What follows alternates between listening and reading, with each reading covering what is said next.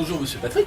Bonjour. J'ai appris que tu étais un motard assidu. Effectivement, en vacances, je pars toujours en moto, de toute façon.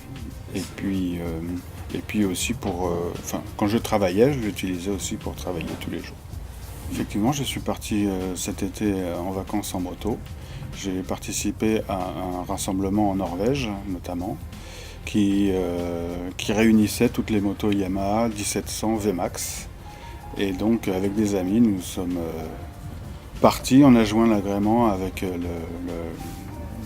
le meeting qui était prévu. Et donc, on a visité toute la Norvège.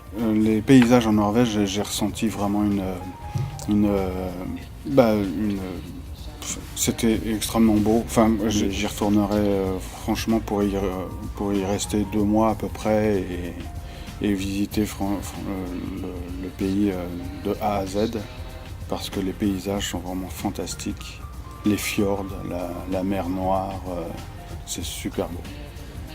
Les pays que j'aimerais bien visiter actuellement, ce sont la Turquie, en moto toujours, hein, bien sûr.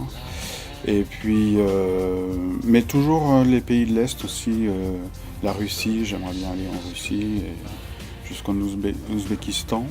Mais je ne sais pas si ça va être réalisable avec la politique qui est mondiale actuellement, donc je ne sais pas si ce sera possible. Mais en tous les cas, la Turquie, ça, je vais le faire aussi après la Norvège, le Cap Nord.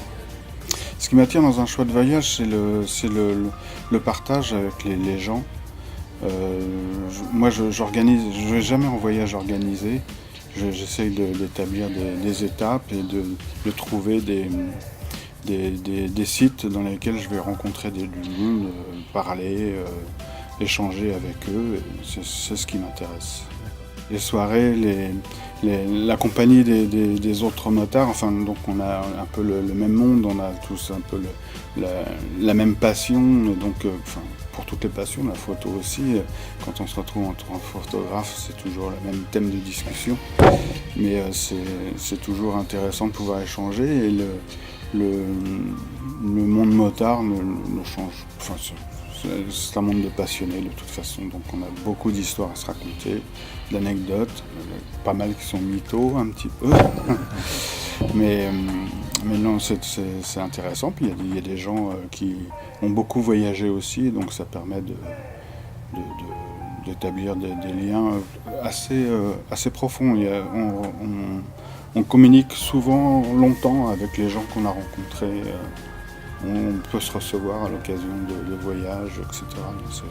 D'accord. C'est bien. La plupart du temps, les amis qu'on rencontre sur les voyages, on les contacte par Facebook, principalement. Et puis, donc, on se tient au courant des voyages qu'on va faire dans le futur. Et à la moindre occasion, on se reçoit où on est reçu. Ce que j'emporte avec moi, c'est l'appareil photo, ça c'est obligatoire. Tout le matériel, d'ailleurs, il a pris beaucoup de place cet été. Mais ça, donc j'ai acheté le matériel nécessaire pour pouvoir tout emmener. Donc elle était très chargée. Il y avait beaucoup de choses sur la moto. Ouais.